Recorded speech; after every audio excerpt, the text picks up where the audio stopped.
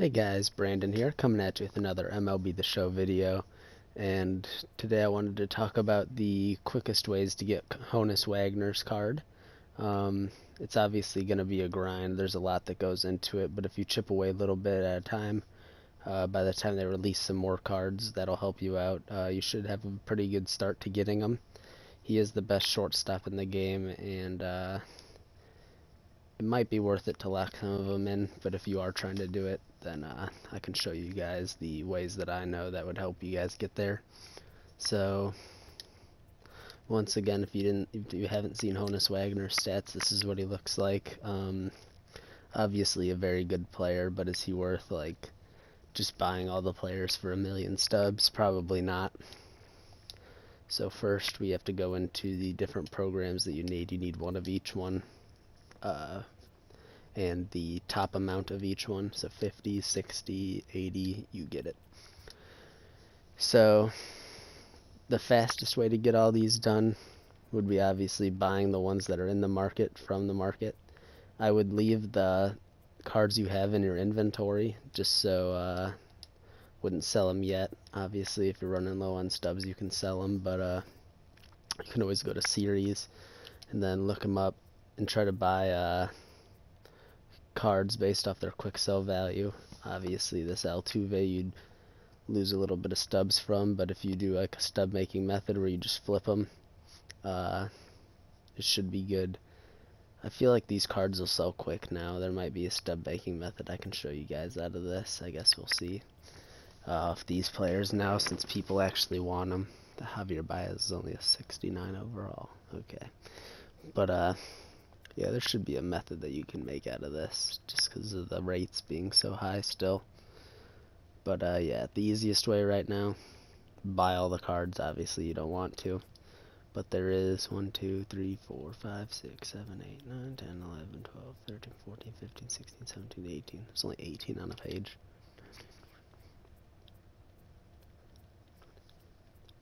So there's 31 that you can buy out of the market right now. Obviously some of those guys are expensive, but if we just look at the rookies, 35, I don't know how many of those 35 I have, probably a lot, but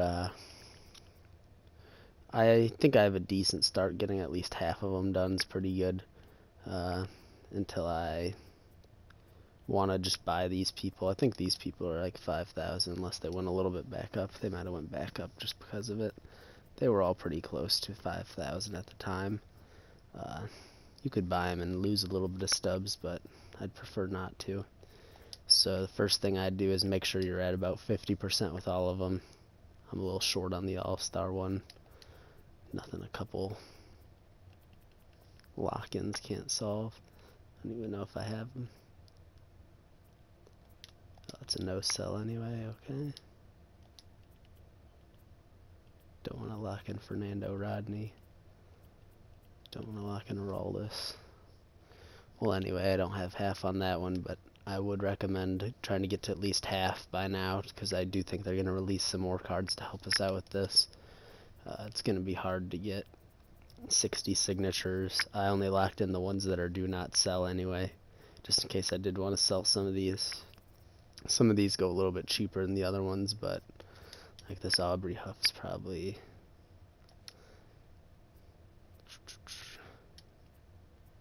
I guess none of them are too cheap, but 10,000 is not bad for a signature. There's really not that many acquirable postseasons, so maybe they add some more of those. But besides buying the cards, obviously you have some other options, and one of the better ones is actually going to be the team affinities. Team affinities, you can always just go through and see which ones you're kind of close to. And like I'm pretty close to this Gordon Beckham, just about, well, less than 5 away, so I could do playing with people on this repeatable one for the White Sox, and then if I get that I'll be at over 10, and then the next one's going to be at 25, so if I want to get to 25 a little bit faster, since I already would have 10, I would go and do this exchange. Which one is it? The 15 exchange, so that I could have 25. And I wouldn't recommend buying cards for the exchange just because you're going to end up spending a good amount of stubs to get this done. I think if you go with cards like this, you'll spend about 6,000 to get the 60k. So I'd say the 30k you spend about 3,000 stubs. So if you do want to pay your way into getting that card, you can. But obviously you're only getting one card for each category, so I wouldn't do it. You always have the option to play March to October. It was kind of tedious, but if you win March to October with the White Sox, you get 20. If you win on All-Star, you're going to get the 10, 10, and 20, so you'll have 40. And then when you have the 40, you might already almost have 10, so you can get the Luis Aparicio. And you'll be on your way to getting some of those cards that aren't easily gotten. So if you do have teams that you're almost done with or you're pretty close to, you can always play missions instead of not missions, but instead of March to October, you go to extended play versus CPU. But when you play versus CPU, you make sure you have players from teams that you need to use. Maybe you use all players from the Cardinals on every single position, and that'll help you get there a little bit faster. You'll have 9, and then 9 times your 9 innings, 81 innings right there. So you'll have 81 more innings to it. And if we go to the team affinity, 81 innings gets you about a third of the way there for 250 innings. So all you have to do is play that 3 times. You can literally just lose and bunt the whole time, and when you do that, you'll get the +5. I would not recommend that just because you have to play 3 games, and it might be better to do March to October. I guess it depends how fast you can go through that. It doesn't usually take too long until you get to the playoffs, and then you only have to play a few innings, so that's always cool. And you get a lot more points, especially if you're playing on All-Star difficulty. So I wouldn't recommend playing versus the computer and using those players. March to October is probably a better bet for you.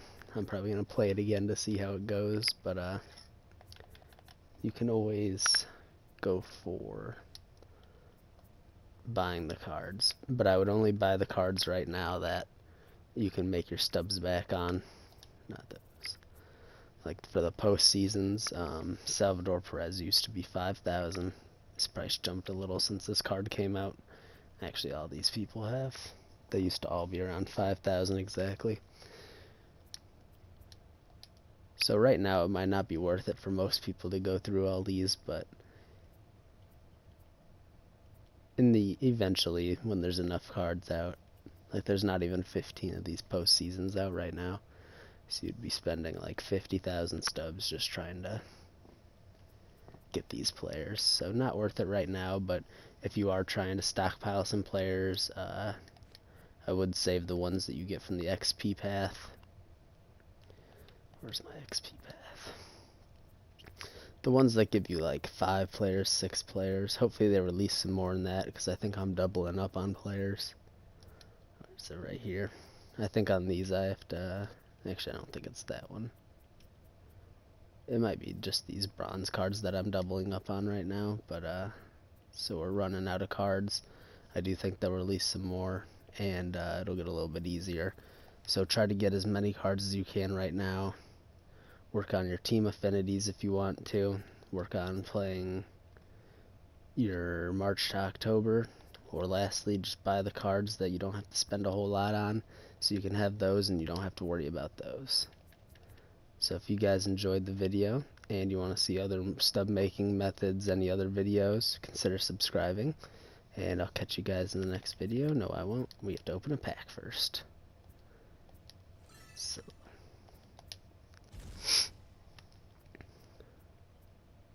we'll take a gold card.